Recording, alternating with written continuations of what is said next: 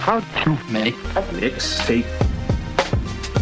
Now, the making of a good compilation tape is a very subtle art, many do's and don'ts. First of all, you're using someone else's poetry to express how you feel. This is a delicate thing. You gotta kick it off with a killer, grab attention. Then you gotta take it up a notch. But you don't want to blow your wad, so then you gotta cool it off a notch. There are a lot of rules.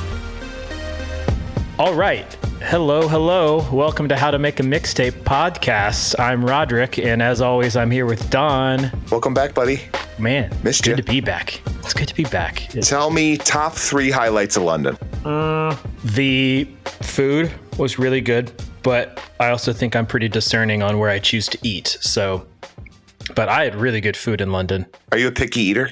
No, I'm not picky. I mean discerning as in like, I think I pick pretty good places to go eat. You know, I do a little bit of research on where I'm about to eat, but the food was awesome. The pub culture is ideal for a vacation. I don't know about living there because man, they drink a lot of beer. But yeah, it's I've got nice Scottish when you're, friends. Yeah, it's nice when you're with your friends. Throw down, yeah. And it's just like wherever you're going, it's like you want to pop in for a pint or two, and then you keep going where you're going. Maybe pop in another pub. Like they're everywhere. And everybody's there having a good time. Yeah, people are there just after work, on their lunch break sometimes. Like they get pretty packed every night of the week. So that was cool. And honestly, London specifically, like it's such a dense, big city. It was one of those cities where you can just like intentionally kind of get lost, you know? Yeah. Like you just walk and there's cool shit to see and do. That's We didn't really have cool. any plans. We just kind of started heading directions every day and figured out what to do from there. So it was fun. And Spent a lot of money on shopping. You didn't shout out the Liverpool game as one of the top 3. Well, you asked about London specifically. That happened in Liverpool when we lost. And my bad. I'm mad about it and I don't want to talk about it. All right. That's fair. How was your week off? I saw Me First and the Gimme Gimmes last week. Oh, shit. Dude, Hell yeah. So Spike was born to be a frontman. He was born to be a frontman of a cover band, and I've never watched a better performer in my life. Like, he has so much fun, and he makes sure that whole audience is having so much fun. And it was at House of Blues in Chicago, which I don't know if you've ever seen a show here, but it's the best sound in the city. Like, it sounds so good in there. It's such a small venue. Man, were they fantastic. Yeah. I've seen a lot of shows there. I mean, in Indy, we go to Chicago for most of our shows growing up. So I've been to House of Blues a lot. I'm pretty sure I've seen the Gimme Gimmes there in the past. So God, was it a good time. Well, that's rad. Did that. Saw, and it was so funny. So are you familiar with Abigail, the new horrible movie that just came out? Oh, yeah. You were smart enough to avoid it though, huh? I did not. Okay, yeah, good call. So I wasn't. But there's a scene in the movie where Abigail, the vampire girl, spoiler alert for anybody that's on the edge of their seat dying to go see Abigail. Yeah. Earmuffs, spoiler alert. If you want to see this, earmuffs, everybody. Yeah, earmuffs or fast forward 30 seconds. So there's a scene where Abigail, the little girl vampire, turns another girl vampire. And for whatever reason, it's got to be like that the director of the movie is a big Danzig fan, because there's not a ton of music in the rest of the movie. But for this one specific scene, Blood and Tears by Danzig plays. And I have been screaming Danzig ever since I saw this movie. And I can't get away from listening to Danzig albums. But so that's the best thing that came out of seeing Abigail. It is a terrible movie, but you fallen back in love with Danzig, you know? Oh man, I love it. Hey, I wanted to take a moment because it's been a while. We've got 2 polls that I feel like I need to give the results. Yeah, I would love to hear. You know, I don't want these to be things that we stick out there and never revisit again. I'm not going to revisit the Scott band name one until we do the Scott episode, but okay, that's fine. Still, please go vote on the Scott band name. Yeah, I think it's still open. So the other 2 were closed. All right, or about to be closed, and we're not probably going to get any more votes. I'm just going to go with it. So the most recent one, how big of a bummer was me picking Brick for the last episode. I'm going to take a victory on this because though if you put the 1s and 2s together, as in not much of a bummer, they tied the 5s. So there was equal amount of no threes and fours. No threes and fours. Just equal number of ones and twos put together and number of fives. So I'm going to call that a victory. It wasn't overwhelmingly a bummer. Yeah. Half the people thought, you know what? Not really much of a bummer at all, actually. So you know what? I call victory on that one. Do what you got to do. Take the wins where you can get them. I mean, I won't bring up Liverpool anymore, so we'll let you have this one. Well, except for right then where you didn't have to do it, but you did it anyway. For sure. I appreciate that. Yeah. And which music video makes your eyes leak more? Oh, it's totally between the Lewis Capaldi and the Moby song, and Lewis Capaldi won by 1 vote. Oh, damn. I'm surprised it was that close. Did you go back and watch that video? I started to watch it, and it was really, as soon as I saw there was a dog involved, I stopped watching it because I was like, that's cheating. And I'm like, no, I'm not watching this. It is about to be the saddest damn thing ever. You got a dog involved too. Yeah. Like I watched enough to tell, or maybe I've just kind of scrubbed it forward to kind of get an idea of what was going on. And, there's aging, and there's an old man and a dog, and like there's an old man in the Moby one. So I'm like, okay, so it's kind of like the Moby one, but with a dog. So of course it wins. Of course it's more sad. So you know what? You're right. For the Game of Thrones fans that know that the old man in the Lewis Capaldi video is Walder Frey, makes it hurt a little less if you know how much of a piece of shit that guy was. Yeah, for sure. For all the Game of Thrones fans that are like, it's Walder Frey. It's, I'm bummer about the dog, but that guy sucked. One other thing I think you and I both kind of wanted to say is if anybody has been avoiding the last episode because of the title, because it's like in reference to another podcast that maybe you didn't listen to, and you're like, I don't want to listen to this one because it's not getting as many listens.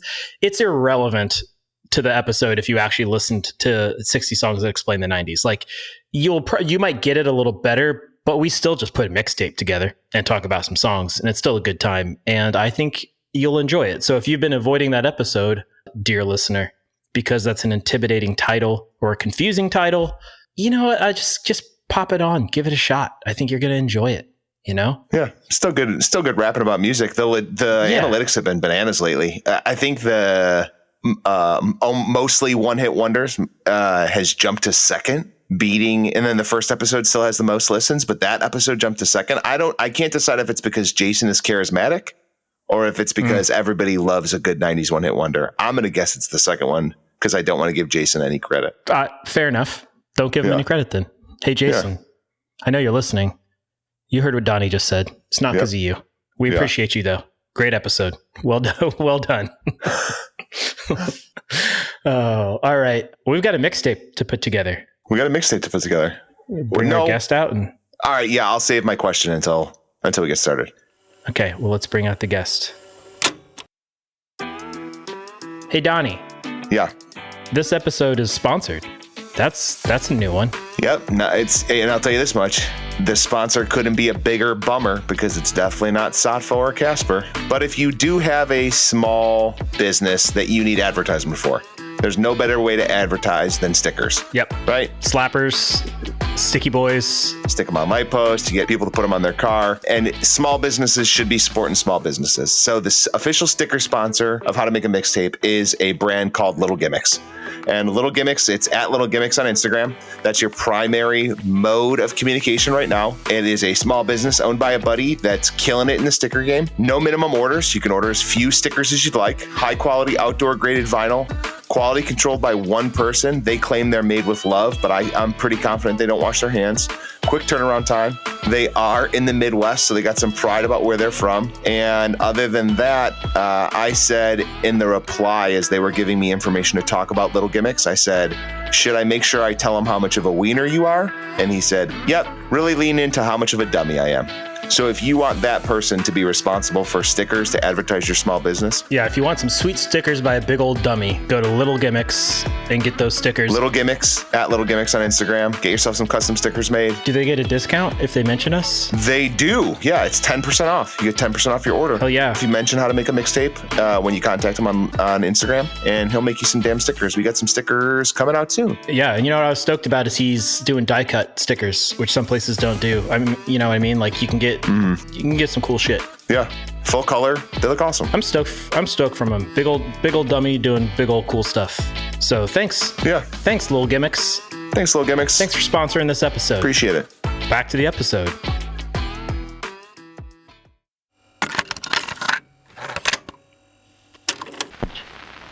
How to make a mixtape. All right, our guest this week is our friend, the one and only Cody Veals. Nope, go with one and Odie. The one and Odie. The one and Odie, Cody. The Odie to my Garfield. The only man to ever get me to sing on top of a piano. Famously ghostwriter for both Drake and Korn. Cody, we appreciate you being here, man. Welcome, buddy. Thanks for letting me be here. If I had a fedora on right now, I'd be tipping it to my lords.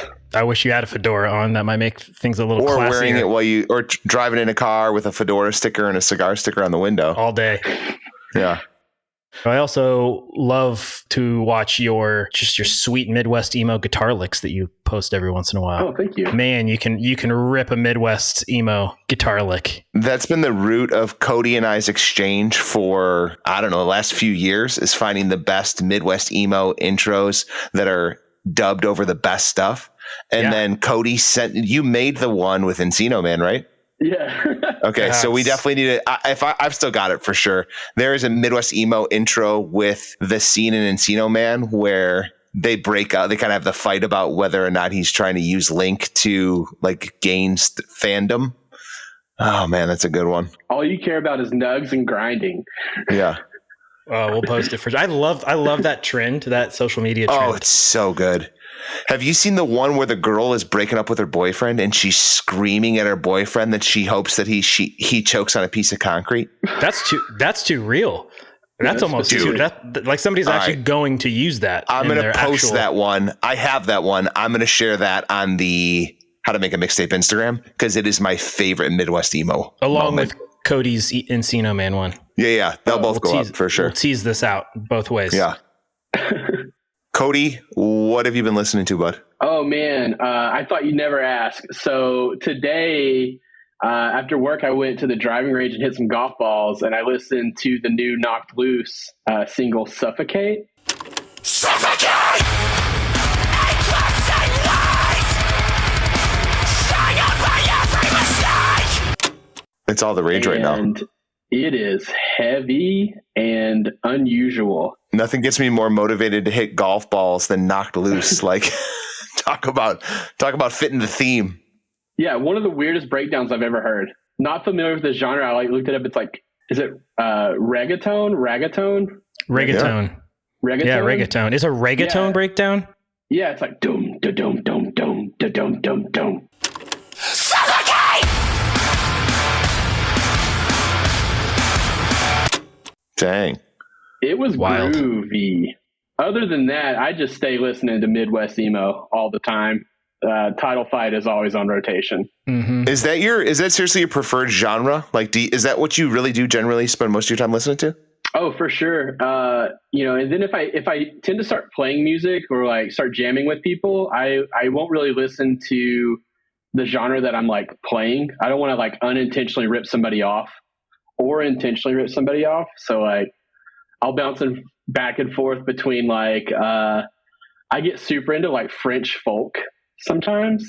Dang. Went through that Japanese like city pop phase, like just kind of exploring new stuff. I tend to listen to albums. The Japanese city pop stuff was rad. Like that had so a moment good. on like YouTube and stuff too. Like I feel like everybody's had a Japanese weird city pop thing. It's awesome. There's like a rotary sushi place that I go to quite a bit that plays like a bunch of great Japanese city pop like playlists, and I'm just shazamming every track, and like it's so good. What are you listening to, Donnie? What am I listening to? Danzig, nonstop Danzig right now. Give me something else. You already said that in our intro. That's all you're listening to is Danzig. Just Danzig. No. Followed by guess Danzig. It's going to lean into our theme a little bit because obviously, our theme fits the time of year. So let's do this. We'll have Cody intro the theme, and then that'll take us into the mixtape, which will explain like literally a lot of what I've been listening to lately. Okay. So Cody, what's our theme? Songs about springs, all kinds of springs like sprockets. You son of a bitch. Songs about springs. You son of a bitch. Was I way off? Because this is going to be a weird mixtape. You're dead on. You can interpret the word spring however you want. I think I went in a different direction. Maybe I went in the more conventional direction. Of course, I would have expected you to go the other direction. What was I thinking? So, I'm guessing you've got the Slinky theme song. Yeah, Inspector Gadget. Inspector, for sure. Yeah. Yeah. Is there a song that the Slinky Dog in Toy Story sings? Because that's probably on there. So for me, songs about spring or spring related songs for me, this is two things. And this is kind of the way I chose my songs. What is the first song that I'm going to listen to when I can roll the windows down and just blast the music and drive? Abso-fucking-lutely. Yep. You hit the nail exactly on the head. And us all being relatively Midwesterners, like I know, Cody, you're a little further south, but like as soon as it is 52 degrees in the Midwest, those windows are fucking down, the music is loud, and it's like, I'm a little chilly, but it's good enough. So you're exactly right with that criteria. What else? My second critical piece was, is this a good song to mosey to? Explain mosey. I consider myself... I like to mosey around. I like to throw my camera on and just kind of walk around downtown and mosey and look around at stuff people watch. So is this a good song to vibe to? Because I think of it like spring songs, like I'm kind of getting out of my cocoon and spreading my wings a little bit. Going to go for walks and photo journeys and things like that. So the vibe has to match the setting for me. Yeah, I think you nailed it with both of those. The only other thing I would add that I feel like comes through in my song choices too is I just found myself picking a lot of like somewhat uplifting songs. Like there must be something about coming out of winter. It's depressing and it's cold and it's dark, and like found myself drawn to songs that either lyrically or musically just felt like kind of uplifting, right? And like there's a level of happiness that feels reserved for summer for some reason. Like if the song was too happy, I'm like, well, that's a summer song. Dude, I did the exact same thing. So we've talked about themes, right? So it was like, is this spring, is this summer, or is this very happy? Those are my three buckets of like, where do the songs fall as I'm trying to choose what my four are going to be. So I had a hard time. Again, believe it or not, it was hard to pick the songs. I had a hard time differentiating between spring, summer, and happy. Something I realized is, so everybody associates music with seasons, I think, because every time I've ever asked somebody else, they say yes. Like that's just a thing you do, whether it's because when you learned about that band or that music, it was a certain season, you associate it, or the song makes you think of it. What was weird for me is I had no associations with spring. I have summer playlists. I have like 4 summer playlists I've made. I have a huge fall time playlist. I have no problem picking songs with winter. I apparently have never thought about spring songs just naturally. So I actually had to put work in here because like nothing popped in my head right away, which is wild. I'm assuming we're going to do winter, fall, and summer at some point. I'm good to go. I'm locked and loaded. That's just narrowing it down for me. This was like, well, I don't fucking know. What are my spring songs? So I don't know if you guys had shit locked and loaded, but I did not. I didn't either. Cody did. At first, I felt really good about it. And then once I actually started putting my brain to it, it got pretty all over the place. Well, I'm excited to hear it. So let's get into it. I'm going to read the rules here. And then we'll get into the mixtape. So the high fidelity guidelines for making a mixtape. Number 1, you got to have a killer opening track that grabs the listener's attention. Number 2, each song should flow smoothly into the next, creating a seamless listening experience. Number 3, the mixtape should have a good balance of different genres, tempos, and moods. Variety keeps things interesting. Number 4, the mixtape should tell a story or convey a specific emotion. It should take the listener on a journey. Number 5, it can't be too obvious, but it can't be too obscure either, unless that's the theme. Number 6, you can't double up on songs by the same artist. And lastly, the closing track should leave a lasting impression and make the listener crave more. So, Cody Veals, first, second, or third in the rotation? Number 1. Number 1, just like you, man. Just number 1. Mm-hmm. Smart move. Kicking off the springtime mixtape. What do you got? All right, so I've heard this band mentioned before, but never used in the mixtape. And this is a band that I think I'll say I'm self-proclaimed. I appreciate them on a deeper level than most people. That's where I live with this. But the first thing I say, this is not my favorite song by the band. However, this is the perfect song to kick it off. And for me, this is Saves the Day at Your Funeral. This song will become the anthem of your underground. Son of a bitch. Did you have a Saves the Day song, Donnie? Yep, but mine was All Star Me. But At Your Funeral is so Saves the Day favorite band of all time, hands down, favorite band of all time. So it was, again, if I think of Sprung for me, that was when I started to get into this band. It was like transitioning into summer. Go ahead, Cody. I totally steamrolled you. Go ahead. What were you going to say? You're good. I appreciate that you appreciate them. I've got some controversial stuff to say here, so. Well, please, this podcast was founded on controversy. That's not true. That's not true at all. But I mean, just go for it. So, okay. So I actually worked at Hot Topic during the Twilight Saga era, and it was tough. It was a tough look, but I dealt with a ton of the MCR kids. So I never really had a place in my heart for My Chemical Romance. And so I'm going to say this with confidence between me and my peer group, my friends home. That opening note to At Your Funeral is more iconic than the first note to Welcome to the Black Parade. This song will become...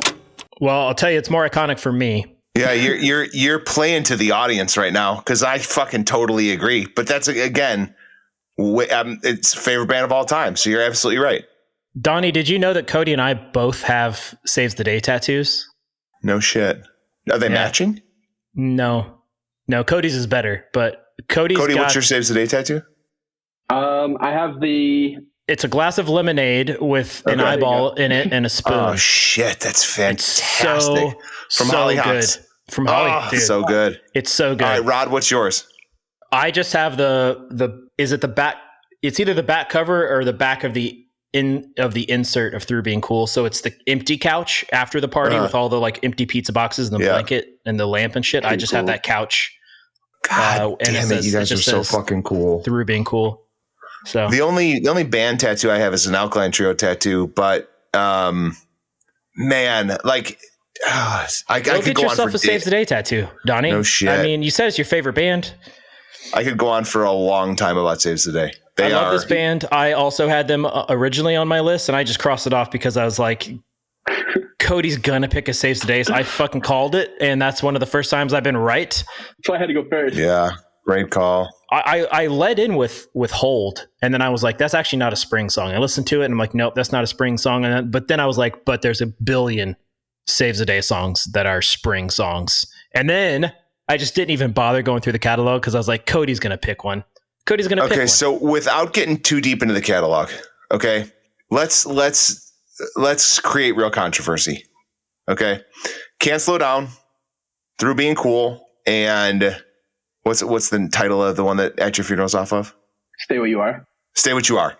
Okay, In Reverie is where it starts to go downhill. Love and Reverie. Oh, Jesus Christ, man! It's a Weezer album. It's a bad Weezer album.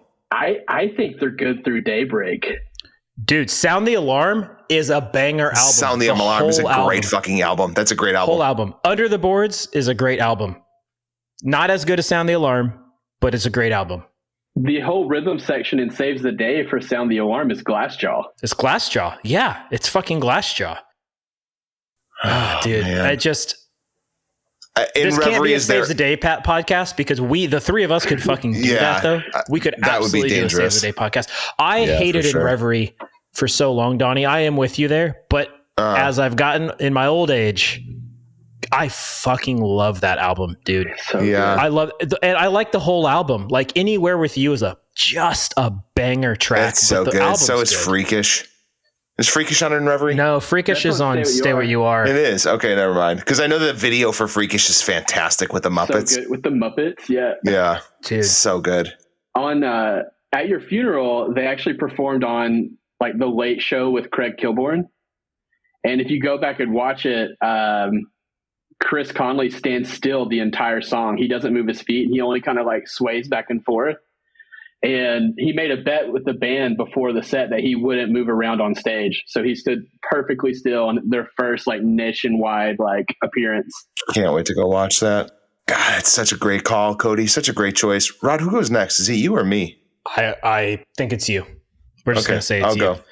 All right. So that's a good opener though. That's a great opener. I'm taking it in a dramatically different direction, and I think we've talked about it before. I have a horrible love for white boy reggae. I love white guy reggae. I love it so much. I unapologetically love it. It's terrible. I can admit that it is. And I'm not talking like mainstream white boy reggae. I'm talking like deep cuts, right? I'm talking Tribal Seeds. I'm talking Soja. I'm talking Irie Terra. I can go on and on about white boy reggae, but mainstream white boy reggae is going to be Santeria by Sublime. But I really wanna know, baby. But I really wanna say I can't define what it's love that I need. Okay. That is going to be my springtime song. I picked Santeria because that to me is spring, and What I Got is summer. If we're going to go from that album specifically, P1 Sublime fan. I personally think that whole album is summer, but you do you, Donnie. This is your contribution, so I'm not going to call it out. I don't have that strong of opinions about it, but that whole album feels summer to me. There's a sun such a great album on the cover, which feels summer. Yeah, for sure. All their music videos just look hot. Like, yeah, that's fair. Like, not like sexy, just like, oh my, like this film on this VHS tape is about to melt. It's so hot. Yeah. But I do agree, though. I think the mellow vibe of Santeria does. I think it hits a little bit harder for spring than like what you said, like What I Got for the summer. That resonated. And then for sure with like the recent rumbling. So for those that don't know, I'll go ahead and educate everybody around the history of Sublime. Obviously, we know Bradley Knowles passed away. They went on to do Long Beach Dub All-Stars. Then they went on to do Sublime with Rome. Rome is another like pretty reggae singery type dude. And what's going to happen now is what's to be assumed is that Bradley Knowles' son, who has been playing with them, is going to take over. He sounds exactly like his dad. He sounds exactly like him. Like Bradley. I think they played at Coachella, and they did a full set with him because I know Sublime with Rome is on their final tour. They've done multiple sets with him now. Yeah. I think they're going forward with it. I mean, I'll tell you my controversial opinion, and I don't care enough about Sublime to. I'll take the hate. I prefer Long Beach Dub All-Stars to Sublime. I always have. Really? I just do. Why? I don't know. I just like the vibe better. It sounds different. It's a different band. Yeah, it is. It's the same band, but it's a totally different sound. Yeah. I just like it better. I'm playing What I Got in my head, and to me, it's a more springtime song than Santeria. I'm the different one here. Sorry, Donnie, you're always busting my chops. I gotta speak my truth here. I just didn't know that you were so bad at picking spring songs. Go ahead. Tell me what you got, Rod. What I got's like uplifting. It's like it's about love. It's spring, baby. Things are growing. There's flowers. There's birds and bees doing it like as they do. Together? Like that's what I got. Yeah, birds have sex with bees. That's what I was taught. Is that not what you were taught? Do you remember like early sports video games like Tony Hawk and Dave Mirra when you only had one song per level? No. What I got was the song for the second level of Dave Mirra Pro BMX, Freestyle BMX. And it was the coolest level because it had a train that you could wreck on and get a lot of like damage points. And I just remember like, that song just like playing like for on repeat hours on end. Yeah. I don't think I ever played. I had a Dave Mirra game, but I don't think it was the first one. It was like 2 or they had multiple, right? I think I had number 2. I don't think I ever played number 1. Yeah, I don't know. Yeah, I think after the first couple, like Tony Hawk, or maybe it was the second Tony Hawk. It's like then you had a playlist that played the whole time.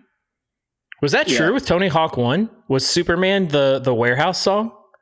No, there was a full soundtrack. The school. No, it would play all the songs on every level because I remember you could use L1 to skip tracks or something like that. Oh, well, maybe I just didn't know how to do that then. Yeah, that's right too. little R1 L2 action.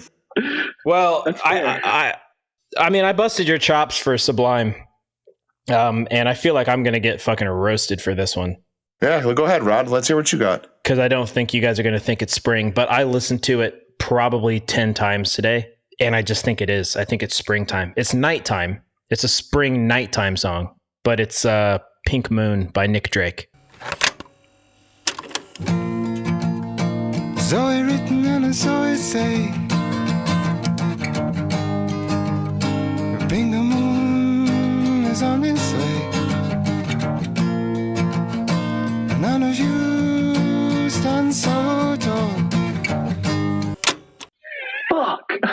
Did Cody, get one of yours? Yeah, you just got one of my. You got my closer. Yeah, that was my closing one. Oh, I've been bragging about that to my friends. I was like, "Oh, dude, I'm dropping Nick." Are you serious right now, tonight, dude? I did it. Yeah, and I did it first because I didn't want to repeat of Brick last episode. I didn't want to close on. It's not even a bummer song, but there's this impression of Nick Drake that everything he puts out is a bummer, right? But it's not a sad song. Like it's not a.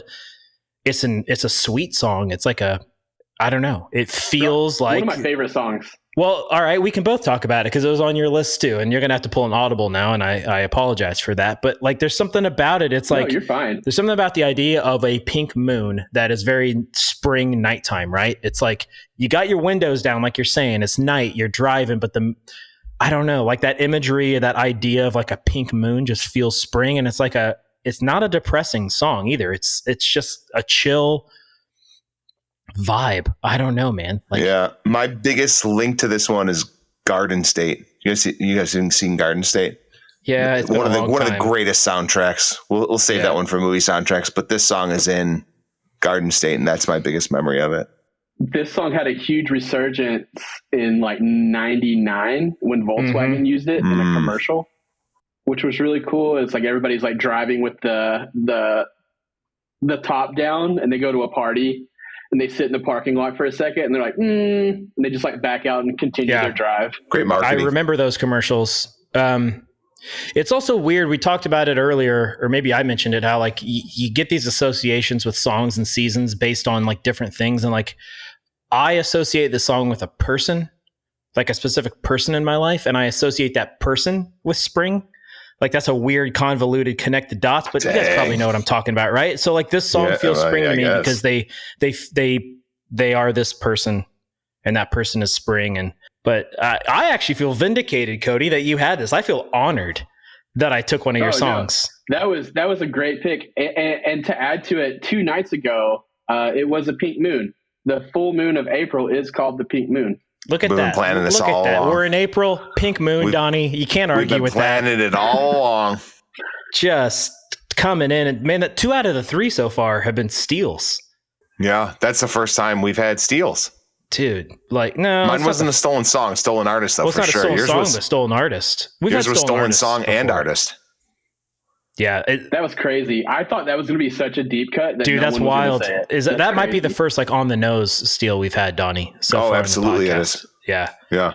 Well, you know what, Cody? I'm a little sorry that I stole your song, but I feel kind of proud. I feel like I've got good taste. It's like kind of the feeling when you get taken out first round in March Madness, I think. Is that how you feel right now? No, I actually feel really good about it. It reassures me that it was a good pick. Because I'm so hope you got backups. Yeah. Can I? Oh yeah, I have. Can I ask before we move on? Is Nick Drake like how ubiquitous is Nick Drake? Like, do people know Nick Drake? Like, are people listening to this right now, in general, aware of what we're talking about? Because he's one of those artists I can't tell if I'm just highly aware of him because of the group of people like I came up with in music. You know what I mean? Because like he's from the late '60s, early '70s. But I didn't find out about him from my dad. Like he was not on my dad's radar. I found out about Nick Drake from like my college friends, right? Like, is he obscure or? He's still averaging 2.7 million monthly listeners on Spotify. So I don't think he's that obscure. That's good. I think he was obscure for, I think the first 30 years of this release. It didn't really do much, right? Yeah. And I think people kind of had this like concept, like, they perceived it as like kind of like a depressing album. Like there was like a lot of lore that he like predicted his own death and then he overdosed. So then there's like the conspiracy theories, like was it intentional? Was it not? But yeah, I think as it started to become more popular in movies like Garden State, the Volkswagen commercials, I think more people like now know about it. I think it's a more relevant song now than it was when it came out in like 72. Yeah, and it was his worst. This album, which is also called Pink Moon, was his third and final album, and it was his worst selling album. Which is, at the time at least, I would imagine now it's probably got to be his best selling, because I would imagine those things you just said, Cody, probably created some sales. That's wild to me. This album's great too. It's the whole thing is him and acoustic guitar. Like this song's got a little bit of piano on it, It's the only song on the entire album with any piano. Every other song is just him and a guitar. He recorded the whole album in 2 days, which is wild. And I mean, shit, crazy, like not appreciated in his time artist. And I guess what I'm saying is if you're listening and you don't know who Nick Drake is, or you don't know the song, like definitely listen to the mixtape after we put it out, because it's worth a listen. Song's fantastic. Back to you, Cody. All right. So I'm going to go ahead and give my next banger because I'm afraid of losing another one now. All right. This is my perfect mosey song. I don't think there's a better song to just mosey around to. It's perfect for walking dogs, taking pictures, sitting on in the outside restaurant, having some chips and salsa on the patio. If you hate this song, you hate everything good in life. I truly believe that. So my second pick, the Talking Heads, This Must Be the Place. Feet on the ground, head in the sky. It's okay, I know nothing's wrong, nothing. I got plenty of time. Oh, dude. It's a great choice. And I also didn't have them on my final list, but I did have them on my long list too. It wasn't this song though, but I had Talking Heads too. You know what though? This is a better Sprung song than what I had. I was doing some research on it, and David Byrne called it he said he wanted to write a straightforward love song, but he didn't want to use like all the cliches that you've heard a million times. And I thought that was really cool. And I actually found a TikTok that kind of deep dove the song, and they said it has like a secret meaning, and it's potentially linked to the book of Plato. Aristophanes gave the account of spheres, which is like when mankind had 4 arms, 4 legs, and 2 heads facing different directions. And apparently Zeus split them into 2 different people. So then mankind spent the rest of their lives like searching for the missing piece. And when they find that missing piece, they kind of become lost in love and friendship and intimacy. So apparently This Must Be the Place represents a land before time when mankind's only desire was the pursuit of love. That's beautiful. And I thought that's that was beautiful. Really cool. That's really good. My YouTube algorithm, as we were talking about off air, hasn't gotten to Greek mythology yet. It's still stuck on Viking lore and ancient Rome because it knows I'm a white male, and apparently that's what it's showing me all the time. So what's so funny is that Cody is going into this beautiful story about this Talking Head song. All I can think about is the song Road to Nowhere and the end of the movie Little Monsters, where they're climbing out from underneath the dude's fucking folding chair on the beach. So like Cody's telling this beautiful song, and I'm like, hey, you remember when they climbed out from under that chair in Little Monsters? That was a good movie. So not to shit all over your story. It also Cody, shows our maturity. As soon as he said it represents a land before time, I just started picturing Littlefoot and fucking yeah, for sure, the actual cartoon Land Before Time. So yeah, great movie. So what I got great from choice, that Cody. is This Must Be the Place. Was written about the cartoon Land Before Time. Yeah, about the dinosaurs. Sweet. Yes, that's and that you have Minnesota Vikings clips. yeah. On your YouTube. It's all just old Minnesota Vikings narrated by British guys for some reason. Narrated which is by weird. Howie Mandel, the guy that played the main Little Monster.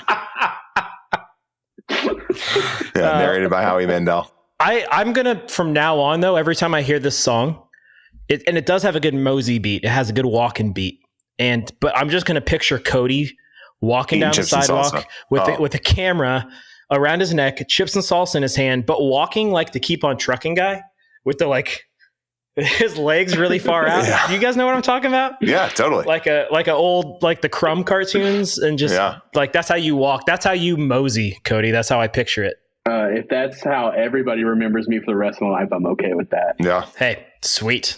All right, Donnie, what do you got? All right, I'm up. Okay, so this one ties specifically back to the Windows Down piece of Cody's explanation of springtime songs. And I'm not going to beat around the bush. It's got to be Fear of the Dark by Iron Maiden, but it also has to be the live version from Rock in Rio. It can't be the recorded version. It has to be the live version.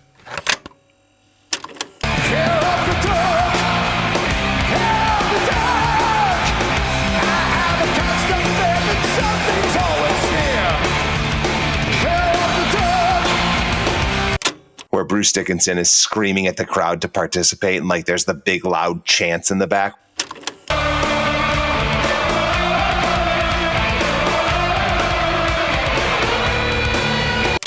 Where you're just windows down, chanting along with them to the intro of Fear of the Dark. And I would say Iron Maiden live albums are probably what were my gateway to preferring live albums as much as I do. Like, I'll listen to live Billy Joel. I'll listen to live AFI albums right now in preference to the pre-recorded stuff. So that's my choice. You can't listen to AFI in the spring. It's against the rules. Like, that's literally, it's illegal. I don't disagree. You're correct, Rod. You'll get arrested. You're correct. But I do love live albums as springtime albums. And this song specifically from Rock in Rio, Fear of the Dark, is my jam, which is, it's probably not very springy, but the idea of screaming along to Fear of the Dark with the windows down is what does it for me. Yeah, I don't think of Iron Maiden as a springtime band either, but I'm going to let that pass because you're right. Like, when you have that first opportunity to roll your windows down, you want to put something heavy on, or you want to put something crazy like bumping on, right? Like, you want something that like the people around you are going to hear. Or that you can scream to, or both. Who was it that had Coheed as their honorable mention? Not that somebody had Coheed as an honorable mention on one of the episodes, and I was gonna put Coheed on mine, but you definitely can't listen to Coheed in the spring. No, that's such a fall time band too. You're totally right. It's such a fall time band. So I listened to the Riff podcast recently, and I was offended that Welcome Home wasn't listed. That's what riffage? It was. It was Cody. It was riffage. Cody left. Cody left a comment that Coheed and Cambria should have been on the episode. He responded to the question. That was you, Cody, that said, "Was it Welcome Home?" Is that what you said? Oh man, what an iconic riff! Yeah, you're right. Coheed's got some riffs, and they weren't even on my radar on that episode. So and I do feel ashamed of it. But it's easy to sit back and like, you guys record this and like, you know, you prep for it. So it's easy for somebody to be like, "Oh, I can't believe they missed this." No, it's fun though. It's personal, right? Like it legitimately made me think like, oh, I don't know if it would have made my cut, but it made me think, oh shit, I didn't even think about Coheed, and I kind of felt guilty about it. Right? I'm like, well, shit. I'm not sure I've seen a band more times than Coheed and Cambria, honestly, and it's kind of by accident. I like good them. live. And they're great so good live. They sound. Dude, Claudio, the fact that he can play and sing like that live still blows my mind. But I don't really know why I've seen them live so many times. Like, I remember twice I saw them because my sister loves Taking Back Sunday, and I went with her to see Taking Back Sunday, but it was really Taking Back Sunday opening for Coheed. So I saw Coheed twice that way. But again, I loved Coheed, so I was totally down. I saw them play with Thursday at like a 50-person venue before they were big. That's really good. On Second Stage Turbine Blade tour. That's so cool. Yeah, I don't know, man. I've seen them a lot, but anyway, it was a good call, Cody. And Donnie, I'm not going to give you shit for this. I don't really know Iron Maiden much, and I don't know this song, but I'm guessing it's fucking heavy and it's got a riff. Man. And if you got your shades on and you're cruising, some nice, cool, crisp but warm spring air, and you're belting out to this song, I love that image. So Iron Maiden is still averaging 7 million monthly listeners on Spotify. Oh, I'm well aware of Iron Maiden. I'm just not super familiar with their catalog. But like, believe me, I know Eddie. I got I know the whole thing. Did you unfortunately see the performance of Taking Back Sunday at Coachella? I heard some of the audio. Okay, I haven't watched any Coachella performances except I saw clips of like the Tyler the Creator stuff, and I saw clips of like Childish Gambino coming out. You know what? I'm just gonna leave it alone because this is too happy a podcast. We're talking about spring. We don't even need to revisit that, but just know that it's out there. And if you're feeling bummed and you want to fuel your bummed fire, go ahead and throw that on. Okay. All right. There we go. Moving over to you, Roderick. All right. Should I go with what I think is my most springtimey song, or should I go with my Windows Down jam? You guys tell me. Oh, let's keep your windows down. Keep the window. All right, we're keeping the windows down. So my Windows Down is not metal. It's not riff based. There's something about coming out of winter. It's sad, it's cold, it's depressing. That makes me want to put on the most fucking obnoxious fucking club hip hop with just a fucking beat. And so my Windows Down springtime song is "Fuck With Me and Get a Bag" by French Montana. Oh, the little things stop, big things. My little chain costs more than your big chain. Fuck with me, get it bad. Fuck with me, get it bad. Fuck with me, get it back. Fantastic. It's just a typical fucking like braggadocious, look how much money I got, look how much my chain is worth, don't fuck with me. Like, you know what I'm saying? It's just like a sun's out, shit's green, I'm feeling fucking good, I want to put something on with a beat. It's kind of like my hype song. If Spring, you know what it is? If the season of Spring was a wrestler, this would be its entrance music. That's how I feel about this song. That's a great way to walk. That's a great way to get there. I'm happy you took us on that journey. Yeah, that's how I feel about this song. Even if you guys don't know it, it was a single. I'm not expecting you guys to know a bunch of French Montana songs. That's fine. I don't know a bunch of French Montana songs, to be honest. I'm not sure how this hit my radar, but this is like one of my hype songs. Like, it's one of my songs that makes me feel hyped. And it very much is like a early spring day, windows down, fucking, I'm going to turn the bass up in my car and be that obnoxious asshole at the stoplight for sure. I can't wait to see where that falls in the sequencing. I can't wait to see where Cody has to put fuck with me and get a bag. Right in the fucking middle, man. Just right like after Nick Drake. Heads. Yeah, exactly. Right after Nick Drake. Like early spring, Rod's driving the Astro van, windows down, Donnie and me in the back watching Andre. All day. That's the way it goes. Listen to French Montana. That's I can't think of a better life. Like, you guys want a road trip? I will find an Astro van. I will get a combo. I own VCR a 1996 TV. Ford Aerostar. What are you talking about? Dude, it's a dream come true. Let's fucking road trip, boys. Let's do this. The Andre road trip. The fucking official How to Make a Mixtape podcast. No VHS tape other than Andre. Taking it on the road. Just taking it on the road. That's all I got with the song. I've got nothing else to say about the song. The song means nothing sentimental to me at all. It's just a fucking windows down banger. That's a great way to do it. Like, it makes me want to like put on my sweet summer clothes, you know, like fucking. What is a sweet summer outfit for you, Rod? What are you putting on? What is fuck with me and get a bag summer, motivate you to wear? Did I say summer? I meant springtime. Yeah, you did. Okay. What is? I feel like it's a lot of pastels. Nothing says "fuck with me and get a bag" like a lot of pastels, right? Green, man. It's my green. I'm gonna put like a green, like a green button down on. Right. I'm gonna maybe bust out the shorts, even if it's probably too cold to wear shorts. And in my headphones, it's French Montana. What people probably see me walking around, they're like, "Oh, he's listening to the Talking Heads. Look at that fucking white guy. He's listening to the Talking Heads." But now. Fuck with me and get a bag. French Montana. Yeah, French for sure. Montana. Nice. All right. Well, good luck with that one, Cody. Yeah, it's crazy that I actually had a French Montana. Shut the fuck up. Are you serious? Did you seriously? Yeah. No. Oh, no, okay, good. Joking. All right. So for my third song, I hope this isn't too much of a deep cut. I don't think it is. But a little band from Austin, Texas, Voxtrot. The start of something. Won't you come by and see me? I'm a love letter away. I break your name before I say I really love you. No, I don't care if you saw. I watched every inch of film flash across your Roman features. I thought this might be one specifically right up Rod's alley. So I went to the University of Tennessee, and I kind of came across this band around that time.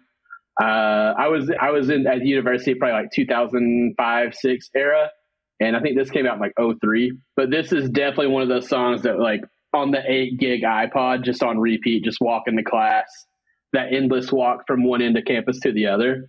I was kind of playing in like a post-hardcore band at the time too. So I know I mentioned earlier, I was like, I didn't really want to listen to the stuff that I was playing. So this is a band that like really just started resonating with me. Good upbeat, like kind of a lo-fi vocal. Like, oh, it's a vibe. I love Voxtrot. I haven't thought about that band in years though, Cody. So thank you for bringing them back up again. This song, and I know this song, and I'll tell you why I know this song. This song always sounded like an exact 50-50 mix of the Smiths and the Strokes. Great way to describe it. 100%. Boom. That's it. Like take your favorite Smith song and your favorite Stroke song, make a baby with it, and it's this song. And that feels springtime to me. I think that's a great call, dude. It's upbeat. It's fun. It's very indie rock. Like, dude, I haven't thought about this band in years. This is an iPod. I had this on my. I didn't have an iPod. I had a Garmin MP3 player.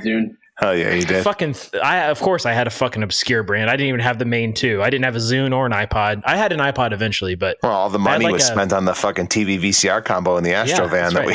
I had I think it was Garmin. It was like some boxy MP3, whatever. But I had the whole Foxtrot catalog that was available at the time, because that's what you did back then. Like, you collected entire discographies on those fucking MP3 players, and I was just rolling around my college campus too, dude. Like, what was Foxtrot college for me? I think it was. But when did this come out? 2003. Yes, that was college for me. I think it's funny that you say, like, hey, I kind of forgot about them. I wrote one note, and it says, this is a band that I'll forget about for 4 or 5 years at a time. And then I'll find out about them again and binge them for like 2 weeks hard. And then the cycle continues in the next 5 or so years. I love that. Are they still a band? Yeah, they had the newest music that they put out was in 2022. Yeah, dude, they're on tour right now. Yeah. Look at that. They've got 3 shows in Barcelona. If you're listening from Barcelona, which I know nobody is right now. That's not true. I think we have 0.001% of listeners in Barcelona. Good for Foxtrot, man. Dude, thank you, Cody. This feels like a little gift. This feels like a little present from you to me, reminding me of this band. And hopefully people will go listen to this. That's a good song. All right. I'm up. I got so many notes here, and I'm up to like 5 or 6 different honorable mentions. Okay, album came out in January, and I think it started to gain a lot of legs into spring, but it is a quintessential spring album. But the song that I picked is A-Punk by Vampire Weekend.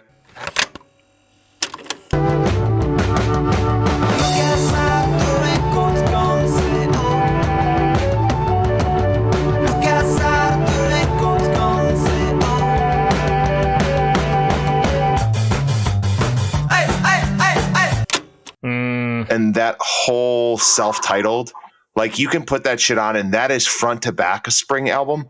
But A-Punk was in everything. It, like, then that time came out. It was in movies. It was in TV shows.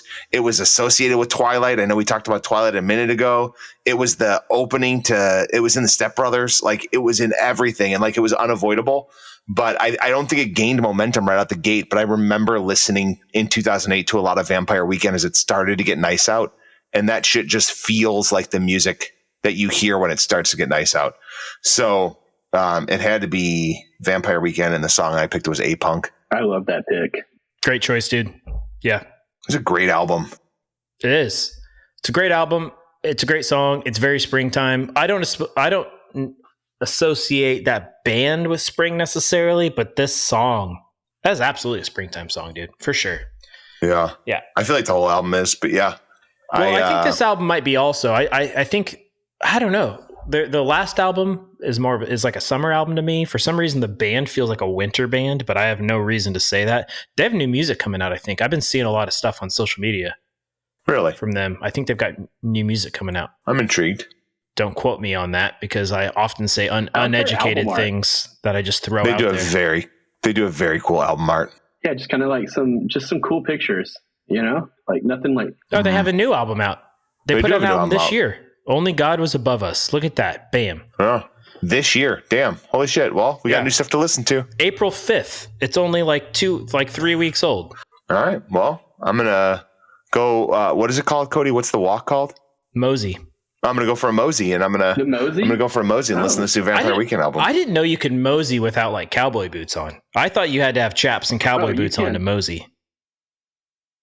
It helps. I do live within 40 minutes of Dollywood. So, there's a lot of moseying around here.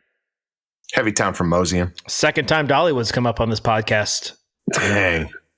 Gotta love it. You know what? She deserves it. If Dolly Parton comes up on every episode of this podcast, then we're blessed. Then we're blessed people, and our listeners are blessed people. So you're absolutely right. More Dolly in the world, please. Roderick? Yeah. All right. I'm going to go with what I think is the most springtime song on my list, but it's also the most obscure. So you guys might know it. I hope you do. But the band is called Culture Abuse, and the song is Be Kind to the Bugs.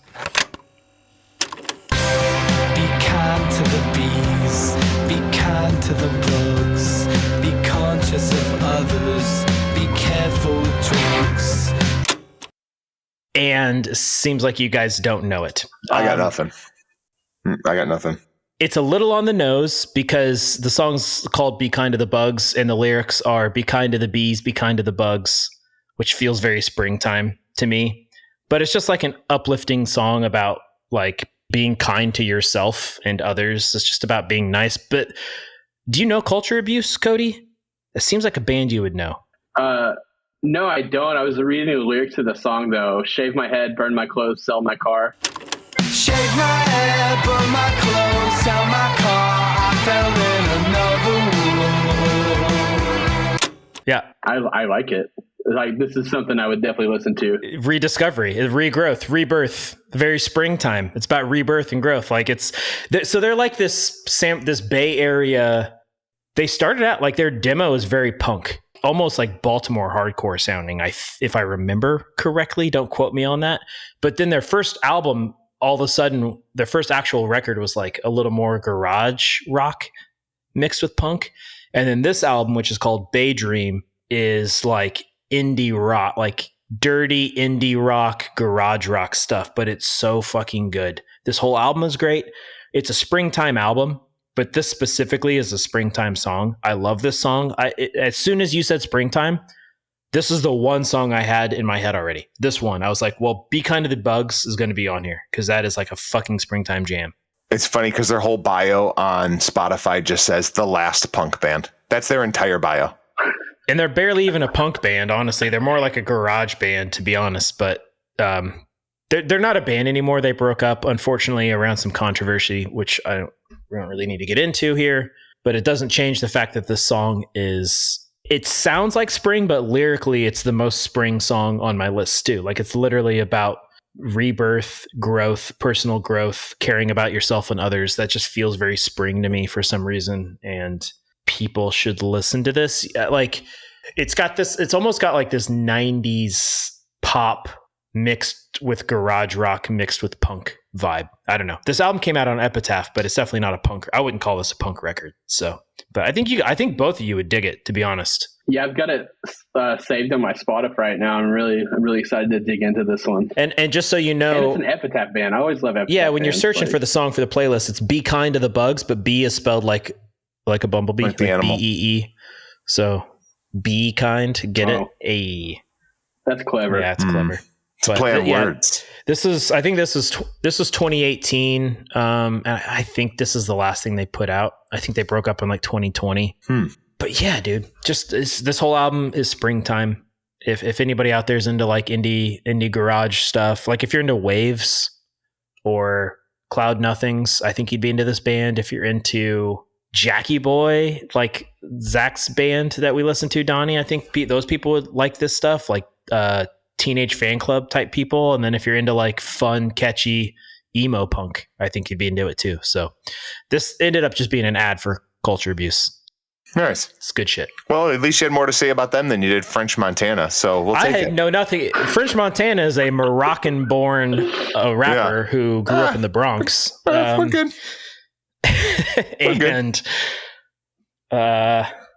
Cody, it's over to you. Okay, last one. This is where I had Pink Moon. I am so nervous right now. So I'm going to have to dig through a couple of my honorable mentions. So one thing I wanted to be like super aware of is I didn't want to have too much pop punk. So I was like, we're going to have Saves the Day and that's it. However, I stole Dick Drake and now you have to go pop punk again. So I'm between two songs right now. I am going to pick one of them, but I do want to mention the other one because I think it's a really great song. We'll save it for your honorable mentions. Okay, I'll save it. Okay. I'm going to choose this one between the two. American Hearts by Piebald. And he's washing windows, making $10 a pop. And he says to me, hey, you're part of it. Yeah, you're part of it. Ah, that's such a fucking great song, dude. Dude, that is a great song. Thank you. It is a great song. I listened to an hour-long podcast about that song yesterday just to learn more about it. Can you text me that podcast? Because I want to listen to that because I absolutely love this song. Yeah, for sure. I think it was like Travis, and I think it's one of the members from Less Than Jake running the podcast, maybe? That sounds right. The dude that runs... It's the dude from Less Than Jake with the record label that Fall Out Boy and Lifetime are on and whatever. I'm talking out my ass right now. J-Tree? No, it's the dude from... the dude from... something ramen. Fueled by Ramen. Fueled by Ramen? Oh, yeah, Fueled by Ramen. Thank you. Donnie, you mentioned Can't Slow Down earlier by Saves the Day, and I always say that's my favorite Lifetime record. Yeah. It's like one of my long-running jokes. It's a Saves the Day joke, too. They say that themselves. Like, they're like, this is a Lifetime record. Shout out to Lifetime. American Hearts, man. This song to me, the like rowdy kind of like house show vibe where it's like this is a very fun song to cover. You know, you got the crowd into it, and for me, I remember my band a long time ago. We played a reunion show, and we're like, we want to bring down the house with a cover, and this is what we chose, and just this. Call this a Windows Down song, dude, because this might be a top 3 Windows Down song. Yeah, I'd agree with that. Period. Like, even if you're not into like pop punk, this song is geared to shout it. Like, the opening words is a gang vocal, hey. Hey! Like, it's just, I fucking love this. Like, I listen to a lot of music. We all love music. That's why we're doing this. There's not a lot of songs that every time I hear it, I have to listen to it again. And this is one of them. Every time the song like randomly comes on Spotify or, you know, just whatever reason shows up, I have to go back and listen to this song again because I want to sing it again. It's such a fun goddamn song. I wasn't even on my radar, dude. What a fucking pick. Piebald is such an underrated band. Yeah, they're like, what's such a bummer is that they only have 28,000 monthly listeners. So like their monthly listeners is pretty low. But if you look at their, like the quote unquote fans also like this is an entire generation of music. Like they're also artists is just, and I don't want to throw a bunch of names out there because I'm going to use all of these bands on future mixtapes, but like it is. Say it. It's Hey Mercedes. Hey Mercedes, first, right? Hot Rod Circuit, The Anniversary, Braid, The Jealous Sound, The Movie Life, The New Amsterdams. Dude, I mean, fuck. Hey, by the way, Hey Mercedes is a top 3 band for me, which that's probably news to everybody, but I fucking love Hey Mercedes. I think they're one of the greatest bands ever. But they're fantastic. That's a top 3 band?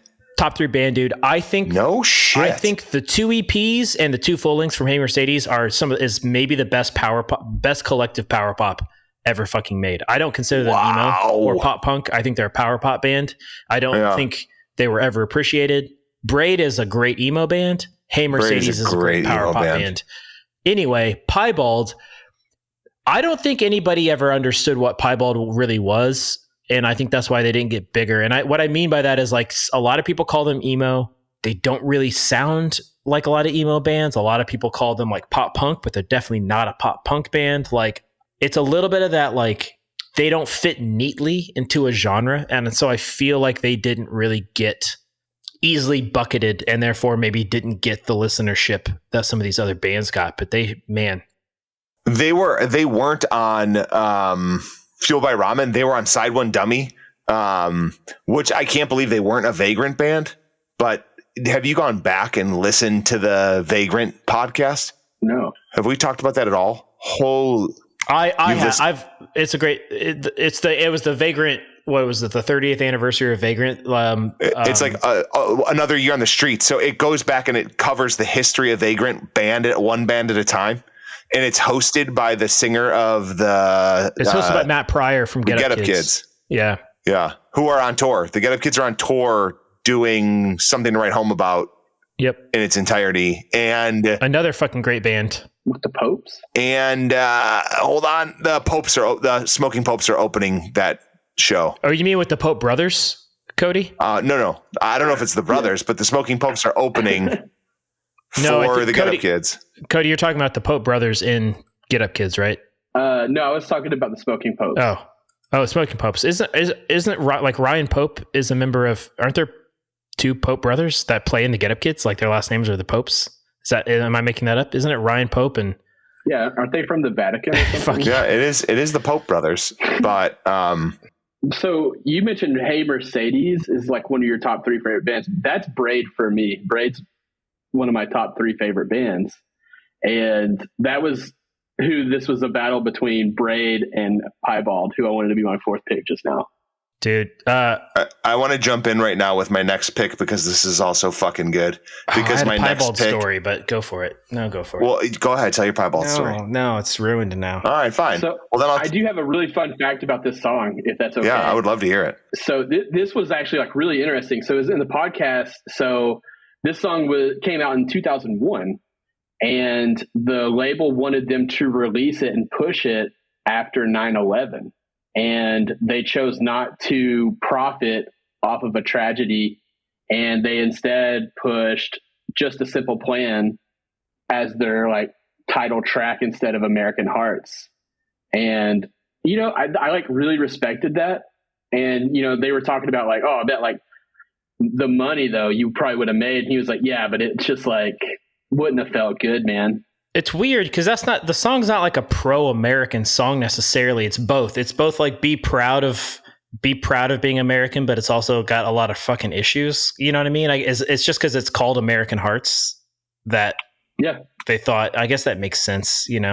Good for them.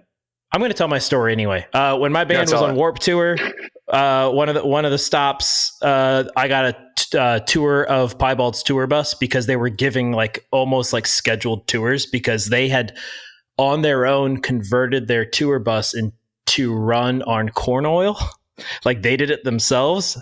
Dude. And this is and so everybody so there was like a string of like people and bands like getting tours and like they're like lifting up the hood and showing what they did to like get their van it wasn't a van, it was like a bus to get their bus to run on corn oil. And it was this big deal because like, look at fucking Piebald being all like climate conscious and cool. I was in the FFA in high school. The FFA, for what you don't know, is the Future Farmers of America. Future Farmers of America. Oh, come on. Cody and I went to the national convention with for the FFA, and I think our big project was a soybean fueled rototiller that we like had bought a kit for and like converted at school. It was total bullshit. Good stuff. Yeah. Well, we just spent the most time talking about Piebald of any band, so that was a fucking good pick, Cody. Maybe that should have been on your original list, because damn. Yeah, stoked on it. Well, I've got Saves the Day crossed off, so my next pick is I Disappear by The Faint. I disappear, I lost control, my body's moving on its own. I watch myself walk away, a foreign spirit took my place. The fucking Faint too. Holy shit! You guys are just taking me back to when I worked at Hot Topic. Like Piebald, The Faint. Holy shit!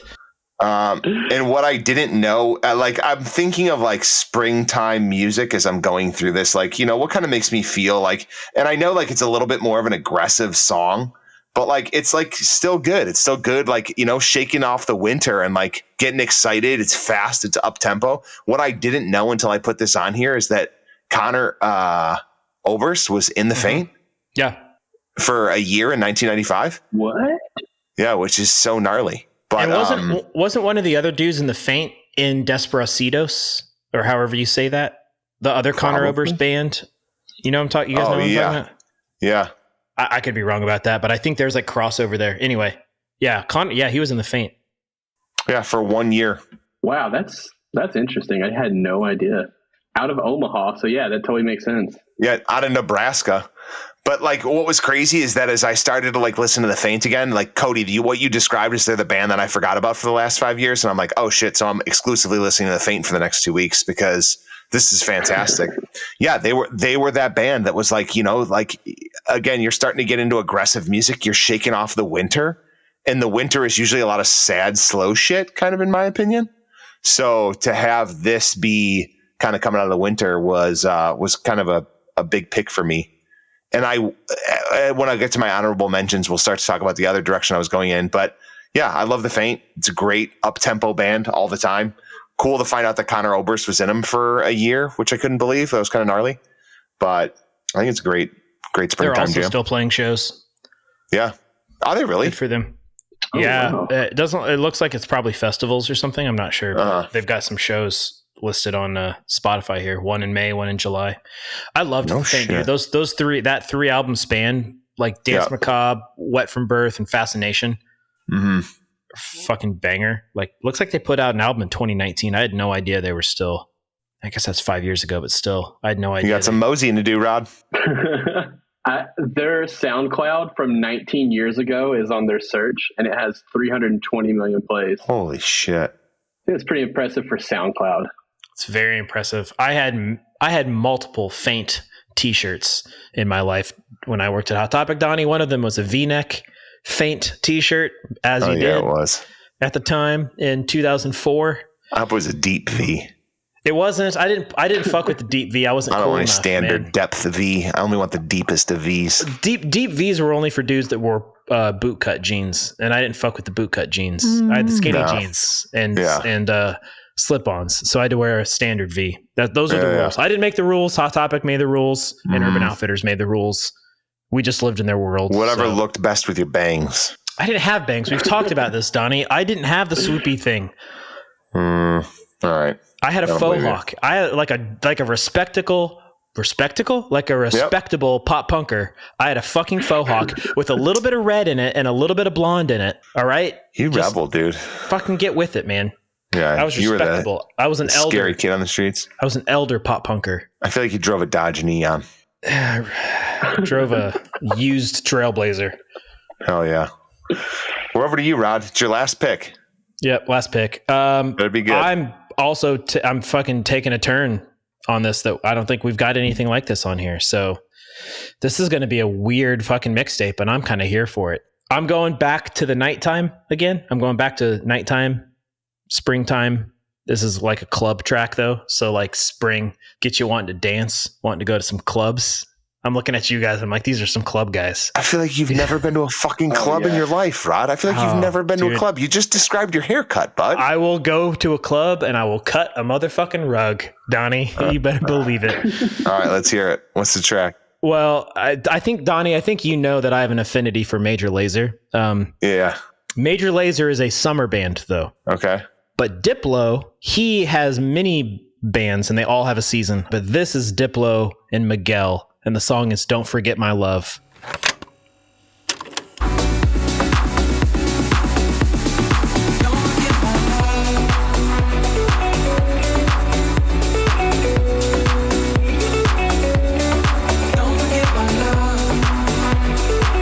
The song is springtime club jam. Like, it's just happy, upbeat, makes you want to dance. Or just drive around with your windows down, thinking about somebody that you care about. I don't know. It's just a good spring song. But Diplo's solo stuff is spring music. Major Lazer is summer music. LSD, which is his group with Sia and Labyrinth, that's winter. And then he had a thing with Skrillex called Jack U, and that is fall time music. So wait, did you just say that was him and Skrillex? Yeah. Okay. And also Bieber. Well, they had a song with Bieber. Like their big song was featuring Justin Bieber. Fucking jam. But the album and some other singles were just Diplo. It's Diplo and Skrillex was Jack U, and then that big song they had was the Bieber one. Yeah. Diplo, didn't he star? He was the starting quarterback in Varsity Blues, right? No, man, come on, you can't. Dude, where you come? What are you doing? What are you doing in here, Cody? No, right? That was a good joke. What are you doing in here? James Vanderbeek played Diplo on like a show, right? Not because the starting quarterback wasn't even Diplo or James Vanderbeek. It was fucking what's his name? It was Paul Walker that died in the damn car crash. It was Lance Harbor. It was Lance Harbor in the fictional world of West Canaan. But Jonathan Moxon takes over when he hurts his knee, and it's James Vanderbeek. Yeah, and he played Diplo on a TV I do show. have an actual fact about Diplo if you want it, because I don't know where it came from, but I'm a huge Diplo fan and a huge Major Lazer fan. Diplo is actually short for Diplodocus or Diplodocus or something like that. He was like into dinosaurs as a kid, and that was his favorite dinosaur, and he just shortened it and called himself Diplo. I actually think that's a fucking awesome way to get your producer like DJ name. I think it's sick. Like, it's just a fucking shortened dinosaur name from his favorite dinosaur. Good for him. And it comes back to the Land Before Time. And it comes back to a little bit to white guy reggae, because like he's got that whole Major Lazer reggaeton Caribbean music thing, but he's a white dude from Miami. So Cody, you got a hell of a task ahead of you, buddy. Yeah, I can't wait to put French Montana on this playlist. Like that's going to be I think I might start it with that. Yeah, get it out of the way. Yeah. This one's all over the place, but shouldn't a springtime playlist kind of shouldn't a seasonal playlist be a little all over the place? Sure. Like that just feels right to me. Yeah. Did a great job. You know what? Collectively, we all did a great job. Hey, look at us. Hey, look at us. Rod. Look at us. Cody, throw out your honorable mention. Okay. So I mentioned Braid. I was going to throw in Milwaukee Skyrocket by Braid as my other rowdy jam, but my low key honorable mention that I was really considering was Oodalali by Roger Miller from the Robin Hood animated Holy movie. Shit, a Disney song, dude. That would have been fucking great. Oodalali, golly, what a day. There's our...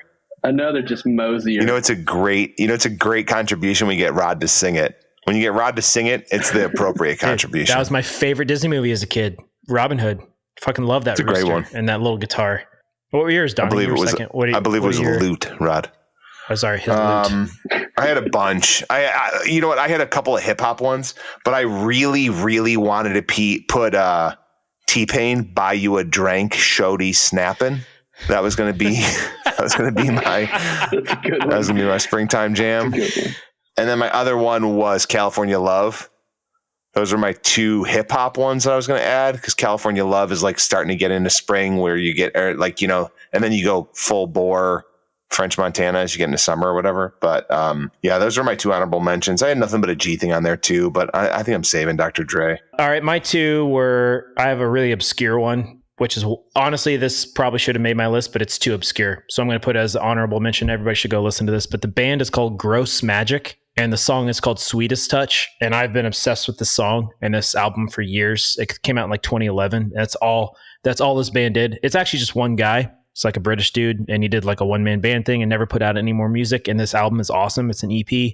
Sweetest Touch, though, fucking great, like kind of lo-fi, dirty, distorted garage alternative upbeat stuff though. Like it's fucking great song. Gross Magic, Sweetest Touch. And then Steve Lacy, Playground. Steve Lacy's great. I don't know if you guys listen to him, but this is his most springtime jam. All right, Donnie, you want to recap for us? Okay, so Cody stealing a bunch off the first call, Saves the Day at Your Funeral, Sublime, Santeria, Nick Drake, Pink Moon, The Talking Heads, This Must Be the Place, Iron Maiden, Fear of the Dark live version off of Rock in Rio, French Montana, Fuck With Me and Get a Bag. Is it fuck with or fuck wit, Rod? Well, when you look it up, it's actually just FWMGAB. Oh, okay. All right, cool. Yeah, for sure, totally. Foxtrot, The Start of Something, Vampire Weekend, A Punk, Cultural Abuse, Be Kind to the Bugs, but B is spelled like the animal. Insect. Piebald, American Hearts, great fucking call, Cody. The Faint, I Disappear, and Diplo and Miguel, Don't Forget My Love. Cody, good luck, buddy. That's a tough one, Cody. I can't wait. That's a tough one to sequence. That might be the hardest one to sequence yet, to be honest, because it's so all over the place. The transitions are going to be weird as fuck. Yeah, I'm excited to see what the title for this one is. Rod's been exclusively title selector, and usually it's a pretty fun. Give me titles. Yeah, give me titles. If you're doing great with it. Your titles are fantastic, so I can't wait to see what you do from a title perspective. Appreciate it.